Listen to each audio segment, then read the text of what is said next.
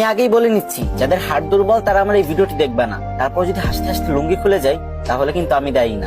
একটা লোক বিয়ে করলো, অনেকদিন হয়ে গেছে, কিন্তু তাদের বাচ্চা হচ্ছিল না। তাই সে এক ফকির বাবার কাছে গেল দোয়া চাইতে। তখন ফকির বাবা বলল, যা তোকে দোয়া করে দিলাম, খুব তাড়াতাড়ি তোদের সন্তান হবে। তারপর 1 বছর পরে লোকটির একটা মেয়ে সন্তান হলো। তখন লোকটি খুশিতে আত্মহারা হয়ে গেল আর মেয়ের নাম করার জন্য তাড়াতাড়ি ফকির বাবার কাছে চলে গেল। আর ফকির বাবা তখন ধ্যানমগ্ন ছিল, আর তখন তার ধ্যান ভেঙে গেল আর সে রেগে মেগে বলল, ধুর বাল। তখন লোকটি ভাবলো, ফকির বাবা মনে হয় আমার মেয়ের নাম বাল রাখতে বলছে, সেই অনুপাতে মেয়েটির নাম বাল রেখে দিল। তারপর আরো 2 বছর পরে লোকটির একটা ছেলে সন্তান হলো। তারপর লোকটা খুশিতে ফকির বাবার কাছে চলে গেল ছেলেটির নামকরণ করতে। কিন্তু এবারও ফকির বাবার ধ্যান ভাঙার কারণে ফকির বাবা বিরক্ত হয়ে বলে উঠলো, ধুর চ্যাট। তখন লোকটি ভাবলো, ফকির বাবা মনে হয় আমার ছেলের নাম চ্যাট রাখতে বলছে, তাই সেই অনুপাতে ছেলের নাম চ্যাট রেখে দিল। তারপর আবার কিছুদিন পরে লোকটির একটি ছাগলের বাচ্চা হলো, আর সেই লোকটি ছাগলের বাচ্চা নামকরণ করার জন্য ফকির বাবার কাছে চলে গেল।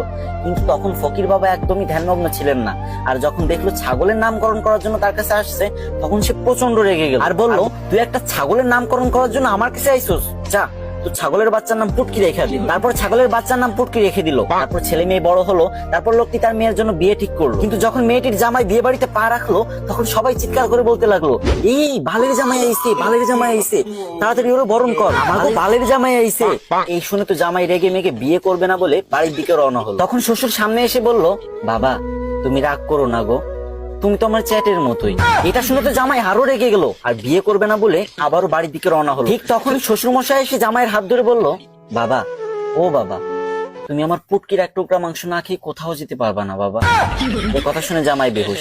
আর আমি জানি আপনি এখন হা হা করে হাসতেছেন আর এটা ভাবতেছেন যে আমি ভিডিও করার সময় হাসলাম না কেন। আরে ভাই, 2টা বড় বড় লাইটের সামনে ভিডিও করার যে গরম সহ্য করা যায় না ভাই, পুরো ঘেমে গেছি। এত কষ্ট করে আপনাদের জন্য ফানি ভিডিও বানাই আর আপনারা শেয়ার করেন। যদি মন চায় তাহলে এই ছোট ভাইয়ের ভিডিওটা একটা শেয়ার করে কমেন্ট বক্সে বলে যায়, আমিও দেখবো আমাদের কে কে ভালোবাসে।